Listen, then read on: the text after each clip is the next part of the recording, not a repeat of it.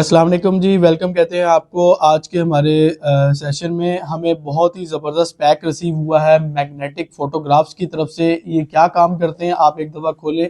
सबसे पहले इनका नंबर भी नोट कर लें और आपको कैश ऑन डिलीवरी की सर्विस बहुत ज़बरदस्त प्रोवाइड कर देंगे अच्छी पैकेजिंग के साथ, और ये प्रोवाइड करते हैं।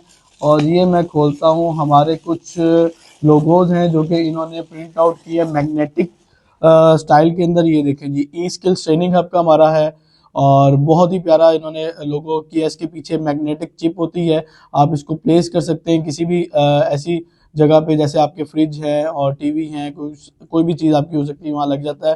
फिर ये हमारा एक और न्यूज़ चैनल है 360 नॉन स्टॉप की तरफ से, माशाल्लाह बड़ा ही प्यारा इन्होंने इसको प्रिंट आउट किया है और ये हमारी मार्केटिंग एजेंसी है।